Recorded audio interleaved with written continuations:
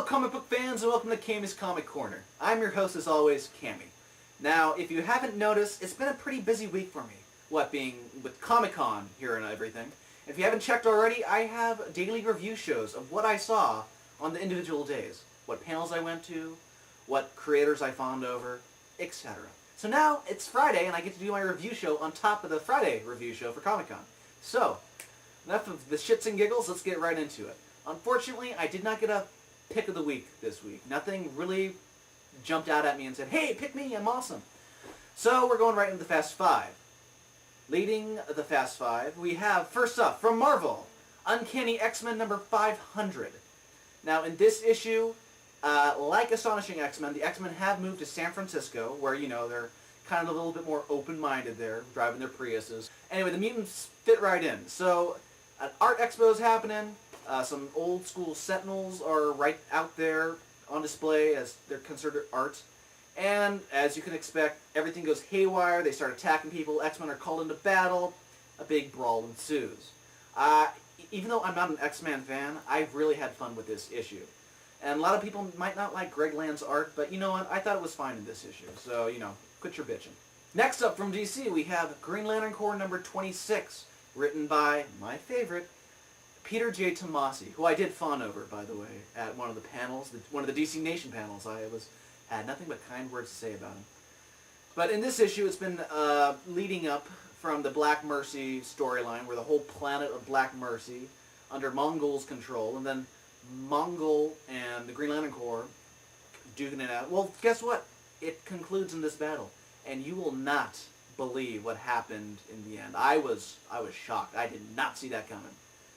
All I'm going to say is there's two deaths. Two deaths! Who's it going to be? You gotta read to find out. Next up, from Avatar, it's Black Summer number 7. Now, this is the final issue in this miniseries by Warren Ellis, and let's just say it went out with a bang, literally. If you look at the art, everything is so fucking detailed. There's tons of rubble everywhere, and 2-page spreads galore of every tiny little detail, every fight, every drop of blood. It just blows you away by the art alone. And then a twist ending. It's one of those not really happy endings, because everyone dies, but still, it's a good read, and I can't wait till this comes out in hardcover, so I have something nice for my shelf. Next up from DC, we have Joker's Asylum, the Scarecrow one-shot. And I picked, a few weeks ago, the Penguin one-shot by Jason Aaron, and I think the main reason I picked the Scarecrow one-shot this week was because of Juan Doe's art. It's very, very, I want to say very pretty, very stylized, the colors and the art, it's just very simple, yet it conveys the story. Basically, Jonathan Crane is terrorizing a bunch of kids who have been terrorizing his patient, and turns out in the end that patient, she's a go-get-em tiger attitude. She can fend for herself, you know, women power or whatever the chant is. But yeah, enough about that. I love the art. These one-shots have been really fun. I can't wait to see what they come up with next. And finally this week from Image Comics we have Invincible number 51.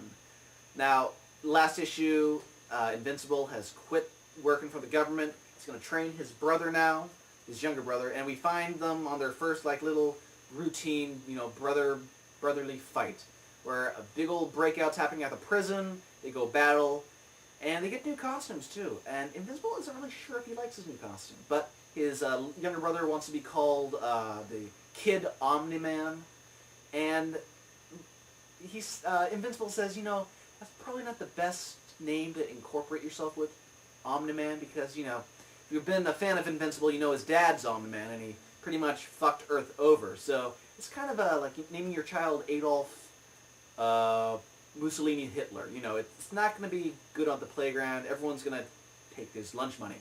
So I enjoyed this book. Robert Kirkman is once again showing that this book is one of the best superhero books out there. It's not even from DC or Marvel. Well, comic book fans, that does it for Cammy's Comic Corner this week. If you want to be our friend, go to myspace.com/Cammy's Comic Corner.